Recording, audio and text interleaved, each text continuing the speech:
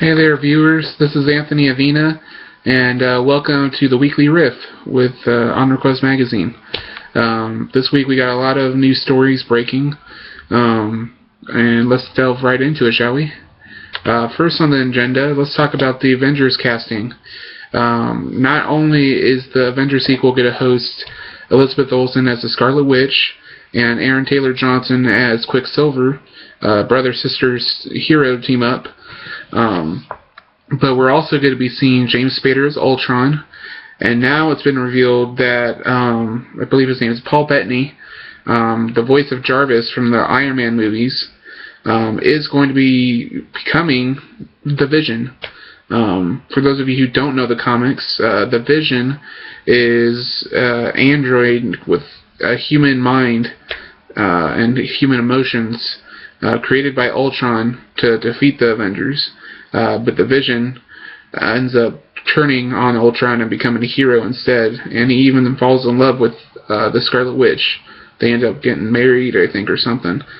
But yeah, that would give Paul Bettany a much bigger role in the universe, and this would be an interesting thing to see what happens to Jarvis if this happens. So that's the big Avengers casting, and I'm pretty excited about it. I think that's a very smart way to go about creating the Vision. This does raise the question, what is going on with Agent Coulson on Agents of S.H.I.E.L.D.? Because a lot of fans' theories about how he's alive still is that he is the Vision, but now that Paul Bettany leaves the question, what exactly is Agent Coulson? How is he alive?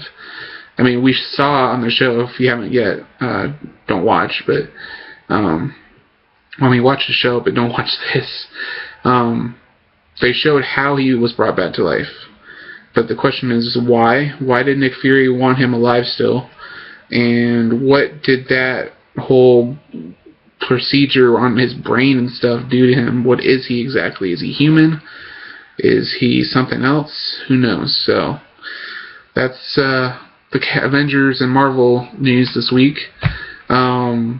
Also, rumors going around that The Dark Tower is close to going into production. There's rumors that Liam Neeson is up for a main role on the show, or the show movie adaptions, as the gunslinger possibly. What my thinking is, if for some reason he's not going to be the gunslinger, I could also picture him being the Man in Black, also known as Randall Flagg, also known as Merlin, all those guys. So, that's my thinking on him. There's also, Aaron Paul has confirmed this, that there have been meetings with Aaron Paul for him to star in The Dark Tower as Eddie Dean. Now, for those of you who don't know, Aaron Paul played Jesse on Breaking Bad. And the character he's discussing possibly playing is Eddie Dean, a former heroin addict, that the gunslinger draws from our world, New York City, to his world where the Dark Tower journey is going on. And he has to try and get Eddie to, remain calm, get clean, and he has to train him to be a gunslinger himself. So, that would be pretty interesting, and I think Aaron Paul is the perfect choice, honestly. When I was growing up, when I first read the books, I thought Ryan Reynolds would be a good choice, and then I saw Breaking Bad, and I thought, my God, Aaron Paul would be the perfect Eddie Dean. So, hopefully it goes into production soon. They're saying that it's looking like it might go to Netflix as a series, so if it does, that would be pretty awesome, I think. Now on to DC Comics, where instead of the Man of Steel Batman vs. Superman sequel, today we're going to talk about a television project going on called Gotham. Now, Gotham is going to be about the days before Batman arrived. This is going to be the early days of Detective James Gordon, who will go on to be Commissioner Gordon. It'll follow him, who is going to be played by Ben McKenzie, who many of you probably know from the OC or Southland. He'll be playing Gordon. They're also going to be introducing the origin stories of a lot of DC Batman villains.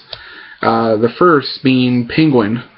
Penguin, otherwise known as Oswald Cobblepot, is a main mob boss kind of guy. He's a master criminal who comes from a rich family but was cast out and grew up, poor, and he blames Bruce Wayne for his downfall.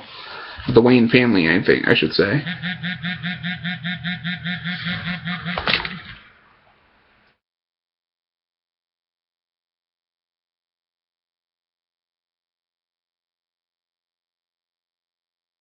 Sorry, that's someone calling me. But yeah, Oswald Cobblepot's going to be one of the first villains on the show. Also, they've cast the Penguin, and the Penguin is going to be played by Robin Lord Taylor. He is from I think it's a movie, Another Earth. Also, Sean Pertwee is going to be playing Alfred Pennyworth, who is Bruce Wayne's butler and a confidant and friend, kind of a surrogate parent after his parents die or who were murdered. The show is also going to be following a young Bruce Wayne from the time his parents are murdered to the time he becomes Batman. So that'll be an interesting aspect of the show. Aaron Richards from Being Human is going to be playing Jim Gordon's fiancee Barbara. And Sabrina Guevara from Burn Notice is going to be playing Gordon's boss, Captain Essen. Now, those are the main castings so far. There's also rumors that they're going to be casting the Joker, Riddler, and Catwoman on this show, but none of those casting has been announced yet. So that's the big DC news. It looks like this Gotham series is going to be pretty huge. And it looks like it'll be really grounded and awesome, I think. So, hopefully we'll see a great Gotham show on Fox. Whatchamacallit. Now, what else do we have on the docket today? Let's do a review. Our TV Spotlight of the Week goes to Shameless. Another fantastic performance by the cast. A special shout out to Emmy Rossum, who was phenomenal in this episode. Really heartbreaking, sad, and it kind of played to the realistic nature of the poor or the I'm getting tongue-tied here. Yeah, those families that aren't in the well-to-do, those who don't get the right education, who grow up in like really bad parenting households, and it really showcased that no matter how hard you try, sometimes your past comes back to bite you and overtakes you. Sometimes you let your nature win. But anyways, Emmy Rossum was phenomenal. It was a very sad episode. Ended up, well, spoilers. Don't read. I don't know. I'm not going to give spoilers away. It ended sadly, and shockingly, I should say, because it was the last thing you expected to happen to Emmy Rossum's character. Just, her affair with her boyfriend's brother kind of came to a head this week, all around her birthday. And Lip took a couple of days from college to go look for Ian, his brother, who went missing months ago. And he finds out that Ian used his Lip's identity to get into the military and then stole some military equipment. So the military are looking for him now too, even though they don't know it's Lip's brother. What else? And then Frank was trying to have Sheila's new Indian boyfriend build a sweat lodge to cure him of his liver disease, because it's going to take a year to get the money that he needs for an operation. So, yeah. It was a crazy week on Shameless, and it was actually one of the better episodes of the season so far. It really got back to the... Well, I love the series overall, but I think this week really got back to the chaotic nature and the overwhelming drama of the show that you saw in the first season, and every season, really. So, props to Shameless. You guys did fantastic, as always. And great job, Emmy Rossum, especially, who is our performer of the week. Now, music news. Those of you looking for the next Radiohead album or even a song are going to have to wait for a while. But the band has released a brand new app for the iOS or Android that allows you to create visual art using this app, all to their hit song Bloom from their last album, The King of Limbs. This will allow you to follow a red dot through, scenery around you to kind of create a visual stimuli. You can also use your finger to kind of draw on the screen and create kind of visual art while the song's going, and then you can use your camera to kind of capture it all. So I think that's pretty cool. And finally, AskMen.com this week released their most desirable women of 2014 list. And while Jennifer Lawrence, of course, was in the top 5, and so was Emma Watson, the top 2 were the biggest surprises, and pleasant surprises, I think, for me, because I think they deserve the recognition. Number 2 was Alison Brie, who a lot of you probably know as Annie from Community. She's also appeared on Mad Men several times. She is gorgeous beyond belief, very talented,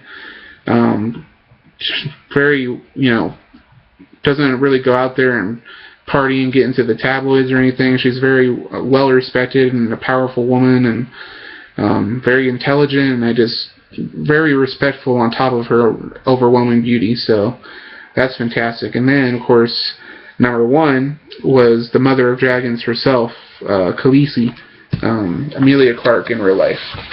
She plays Daenerys Targaryen on Game of Thrones, and she has just had a phenomenal run on this show. She also had I think a Broadway show come out this year that she starred in, and she's just beautiful. She's also going to be starring as Sarah Connor in new Terminator movies coming out, so that's going to be exciting. And she deserves it. She's definitely number 1 in our book. And we're going to be releasing our annual our most desirable woman, the most beautiful, most intelligent, strong, wonderful women list. I had to come up with a better name than that.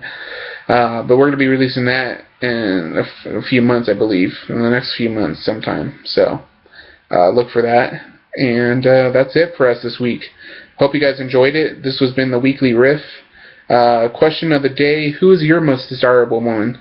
Leave those comments down below telling me who you think is the most desirable woman of 2014. And please like this video, share, comment, favorite it, and please subscribe to the channel if you haven't yet. Please spread the word, and please check out our magazine, onrequestmagazine.com.